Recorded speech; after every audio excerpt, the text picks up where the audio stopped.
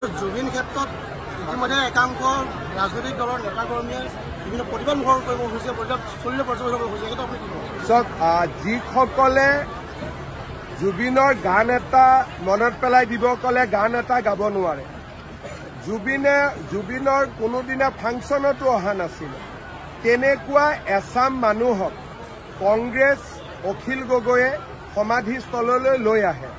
তাৰ ফলত প্ৰকৃত অনুৰাগীসকলে তাত প্ৰৱেশ কৰাত কষ্ট পায়। আজি বিশেষকৈ মিয়া সমাজৰ এচাম মানুহে অযথা গধূলি তেওঁলোকে জুবিনৰ সমাধিত আহি জুবিনক কষ্ট দিয়া কামটো কৰি থাকে। কাৰণ জুবিনৰ যদি হুৰ হুৰ হুৰাই দিয়ে গানটো মনত পেলায়, বা জুবিনৰ যদি ইণ্টাৰভিউটো আপোনালোকে দেখিব তেওঁ কিমান দুখ কৰিছিল যে অসমত কিমান মিয়া সোমালে বুলি। আজি কংগ্ৰেছে জুবিনক ৰাজনৈতিক উদ্দেশ্যত ব্যৱহাৰ কৰিব খুজিছে। বিজেপিয়ে প্ৰতিটো পদক্ষেপতে জুবিনে যাতে প্ৰকৃত সন্মান পায় তাৰ বাবে চেষ্টা কৰিছে। এপ্ৰিলত ইলেকশ্যন হৈ যোৱাৰ পিছত ডুপ্লিকেট জুবিনৰ অনুৰাগীবিলাক নোহোৱা হৈ যাব। এই যিটো কাম চলি আছে অকল ইলেকশ্যনৰ কাৰণে, যিদিনাখনে ইলেকশ্যন শেষ হ'ব ডুপ্লিকেট অনুৰাগীবিলাক নোহোৱা হ'ব আৰু প্ৰকৃত অনুৰাগীবিলাক সদায়ৰ কাৰণে থাকি যাব। যেনেকৈ ভূপেন হাজৰিকাৰ লগত আছে, জ্যোতিপ্ৰসাদ বিষ্ণু ৰাভাৰ লগত আছে, তেনেকৈ জুবিন গাৰ্গৰ লগতো থাকি যাব।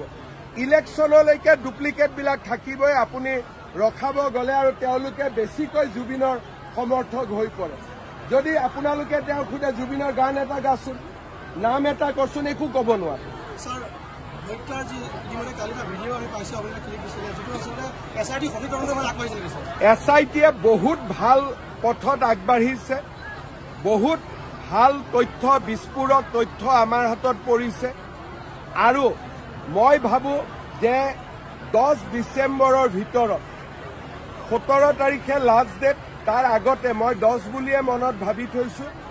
জুবিনৰ ঘটনাক সম্পূৰ্ণ ৰাইজৰ সন্মুখলৈ আমি আনিব পাৰিম। ক'ৰবাত অসমৰ ৰাইজ আচৰিতো হ'ব, অলপ দুখো পাব, কষ্টও পাব, লগতে খঙো উঠিব।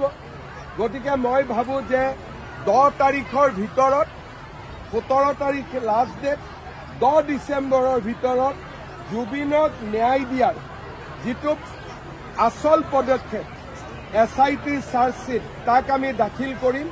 আৰু ৰাইজে এক প্ৰকাৰ ক'ব গ'লে বহু বছৰ জুৰি জুবিনৰ লগত হৈ থকা বহুত দুখ আৰু বেদনা ভৰা কাহিনী গম পাব। 100%। হিমন্ত বিশ্ব শৰ্মাই যদি কিবা এটা কাম হাতত লয় তাক চেচ নোহোৱালৈকে মই নেৰো।